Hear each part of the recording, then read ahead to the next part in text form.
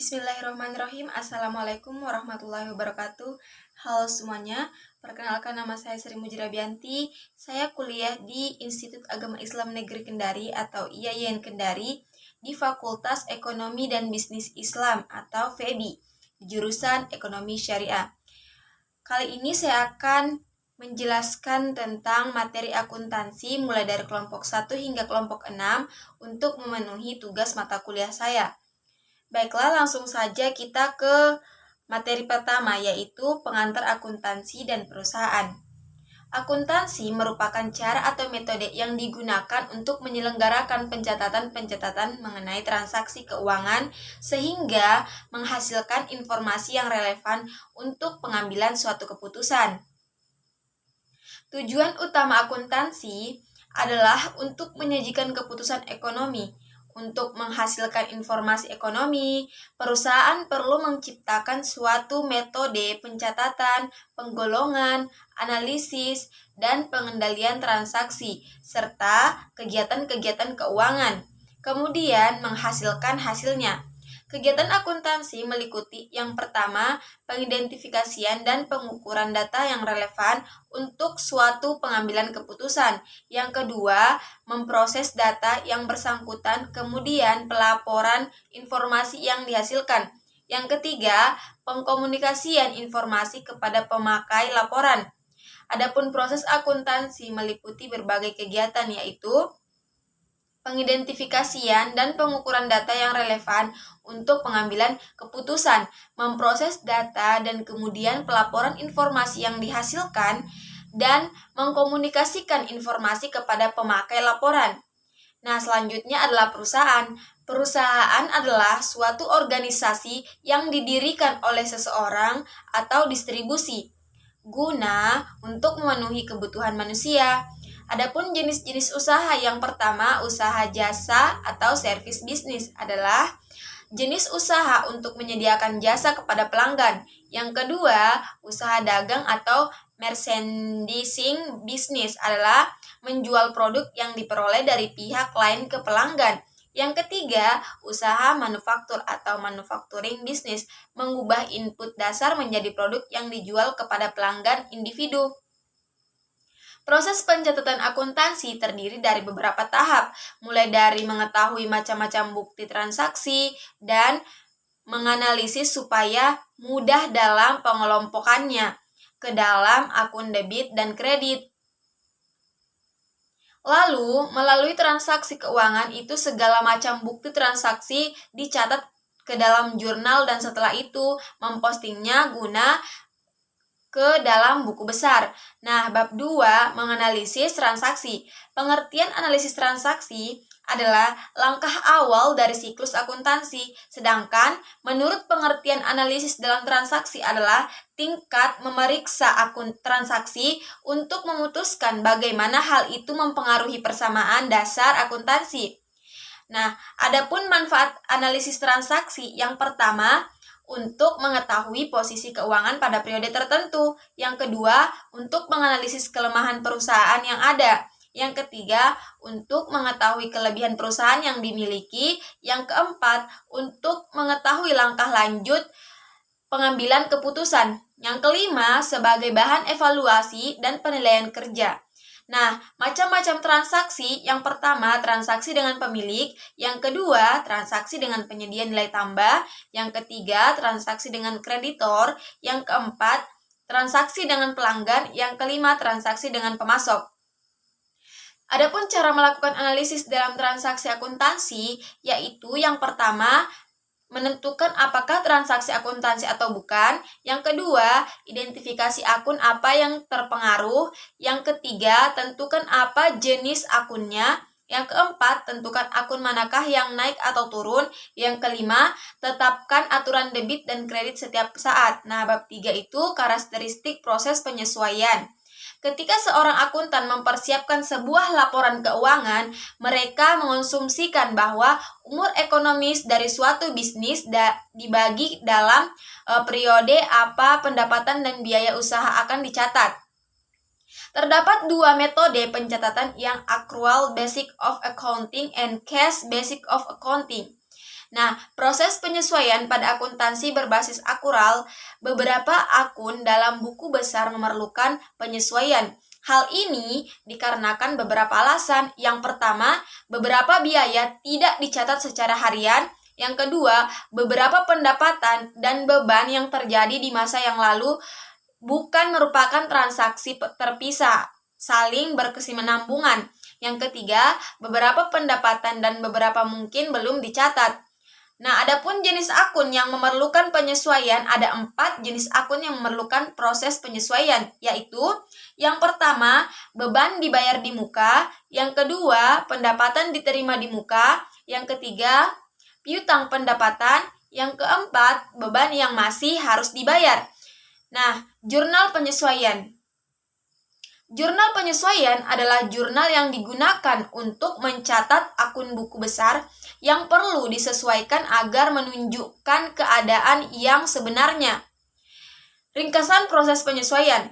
Ringkasan proses penyesuaian meliputi jenis penyesuaian, ayat jurnal penyesuaian, dan pengaruh penyesuaian dalam laporan keuangan.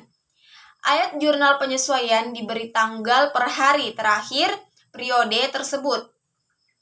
Akan tetapi, karena proses pengumpulan informasi mengenai penyesuaian membutuhkan waktu, maka ayat jurnal penyesuaian biasanya didukung oleh penjelasan.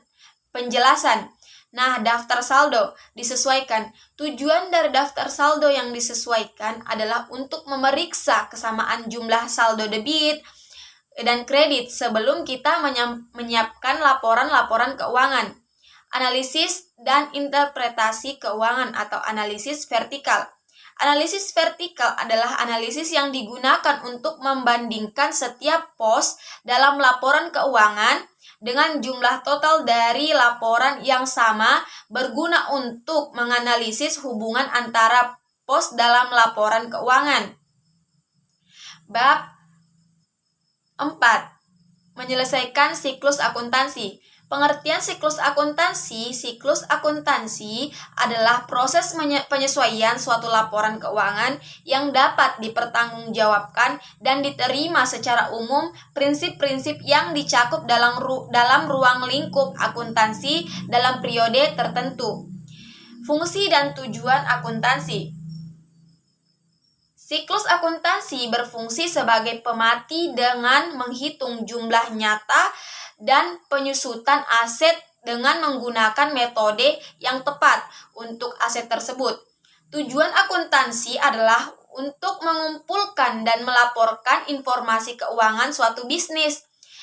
Proses siklus akuntansi. Siklus akuntansi dapat dikelompokkan dalam 3 tahap, yaitu tahap pencatatan bukti transaksi merupakan suatu proses mengumpulkan dan mencatat bukti atas suatu transaksi yang telah disetujui oleh perusahaan dan disusun ke dalam buku harian atau jurnal umum. Yang kedua, tahap pengikhtisaran adalah tahap peringkasan laporan atau pengikhtisaran. Tujuan sasaran laporan keuangan agar memudahkan kita dalam menganalisis data. Yang ketiga, tahap pelaporan adalah perbuatan atau perumusan laporan keuangan. Laporan tersebut hasil dari analisis tahap kedua. Penyelesaian siklus akuntansi. Dalam siklus akuntansi terdiri dari beberapa proses, dimulai dengan adanya transaksi, kemudian dilakukan pencatatan pada jurnal dan selanjutnya dilaporkan pada laporan keuangan.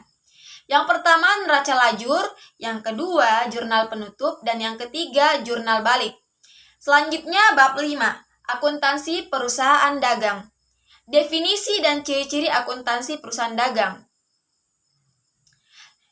Akuntansi perusahaan dagang memiliki fungsi pada prinsipnya adalah sebagai jembatan antara perusahaan penghasilan barang dengan konsumen, baik secara langsung maupun tidak langsung.